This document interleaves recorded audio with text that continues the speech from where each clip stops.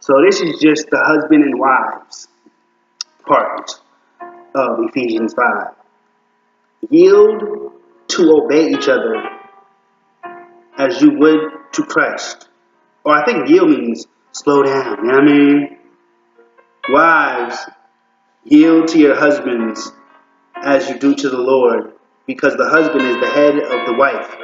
And I love that part. I don't love it, but you just got to think about this stuff kind of carefully.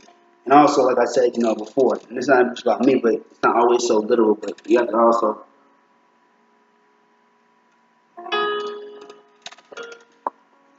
see what this does to you, Like a lot of pastors say,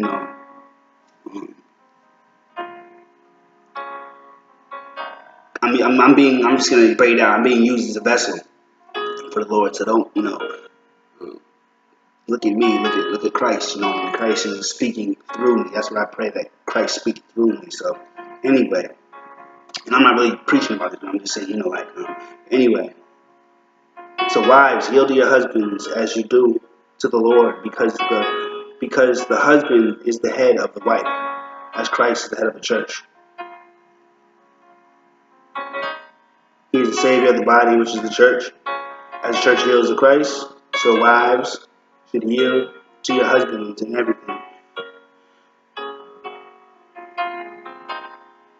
Christ. So you wives should yield to your husbands in everything. In everything. So this is why you need a God-fearing man. But husbands, love your wives as Christ loved the church and gave himself for it.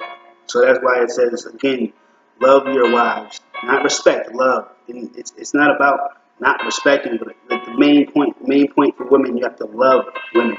You have to respect man. You have to respect the man. You have to love a woman.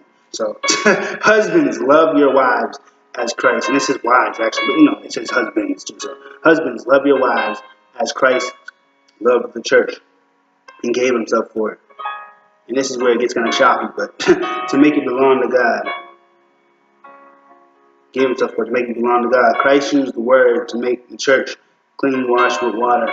He died so that he could give the church to himself like a bride in all her beauty.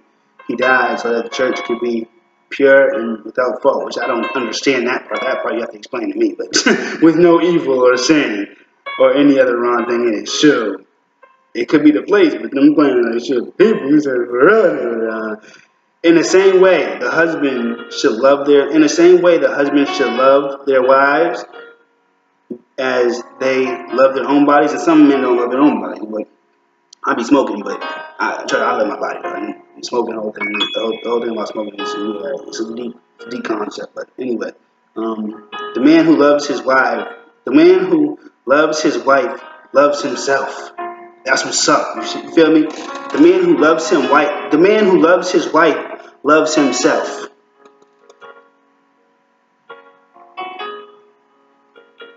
And it says, whoever finds a truly good wife, not just but a truly good wife, is blessed. You know what I mean? And she's worth far more than rubies. That's what it says in Proverbs 31, 10 to 12, 10 to 11. But yeah,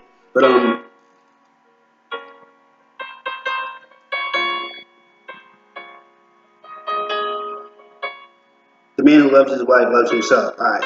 No one ever hates their own body, but feeds and takes care of it. And that is what Christ does for the church, because we are part of his body. The scripture says, so man will leave his father and mother and be united with his wife. So a man will leave his father and his mother and be united with his wife, and the two will become one body. That secret is very important. I am talking about Christ and the church, but each of you must love his wife as he loves himself. And wives must respect her husband. And a wife must respect her husband. So let that, speak to you. Yeah, so that speak to you, And think about, the whole thing about, you can be sure of this. No one will well, I don't want to say all that, but I'll say this. There must be no sexual sin among you. Think about that. Women be faithful. Men, do it too. Pray on it, be honest, and let's keep on continuing to grow. Let's keep on, keep it on. Amen. Uno. Bye-bye.